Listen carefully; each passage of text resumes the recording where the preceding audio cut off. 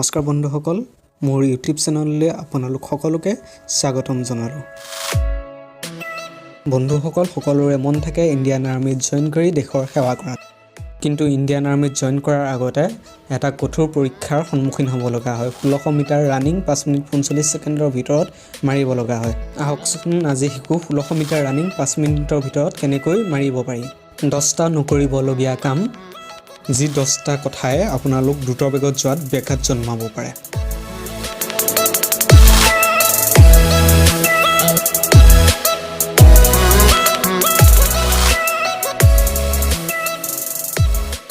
দৌৰিবলৈ যোৱাৰ আগত বহুত পৰিমাণে পানী নাখাব।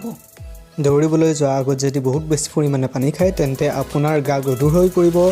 আপুনি ইমানবোৰ ৱেইট লৈ দৌৰিব নোৱাৰিব, অতি শীঘ্ৰে ভাগৰুৱা হৈ পৰিব।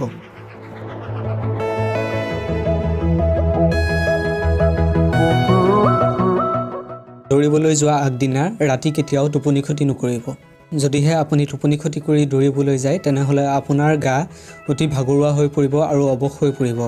গতিকে আপুনি দ্ৰুতবেগত যোৱাত এইটো কাৰণে সম্পূৰ্ণৰূপে ব্যাঘাত জন্মায়।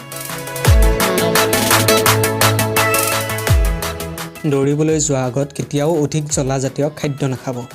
অধিক জ্বলা খালে আপুনি দৌৰাৰ সময়ত বুকু পুৰিব পাৰে আৰু উশাহ চুটি হোৱা বেমাৰে দেখা দিব পাৰে। গতিকে জ্বলা লিমিট পৰিমাণে খাব। দৌৰিবলৈ যোৱাৰ সময়ত কেতিয়াও অধিক লুজ কাপোৰ নিপিন্ধিব। তাৰ সলনি আপোনালোকে কমফৰ্টেবল কাপোৰ পিন্ধক যাতে দৌৰত ব্যাঘাত নজন্মায়। দৌৰত গুৰুত্বপূৰ্ণভাৱে সহায় কৰে জোতাযোৰ কোৱালিটিয়ে। আপুনি পিন্ধা জোতাযোৰৰ সাধাৰণতে হিলটো অলপ ওখ হ'ব লাগে আৰু জোতাযোৰ পাতল হ'ব লাগে।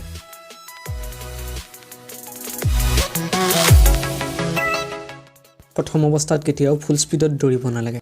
যদি ফুল স্পীডত দৌৰে তেন্তে আপোনাৰ পিছৰ অৱস্থালৈ ষ্টেমিনা হেৰাই যাব, যাৰ ফলত আপুনি দৌৰিব নোৱাৰিব। দৌৰাৰ আগত ৱাৰ্ম আপ কৰাটো বাধ্যতামূলক। ৱাৰ্ম আপ নকৰি দৌৰাৰ ফলত আপোনাৰ বিভিন্ন বাত বিষ, গাঁঠিৰ বিষ আদিয়ে দেখা দিব পাৰে। যিটো কাম দৌৰাৰ সময়ত কেতিয়াও কৰিব নালাগে সেইটো কাম হ'ল আপোনালোক কেতিয়াও ভৰিৰ গুৰুহাৰ সহায়ত দৌৰিব নালাগে।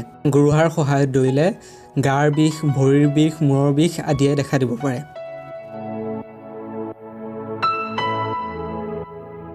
অতি শীঘ্ৰে ফাষ্ট ফুড খাবলৈ এৰক, অৰ্থাৎ তেলজাতীয় খাদ্য, মছলাযুক্ত খাদ্য আদি খাবলৈ এৰক।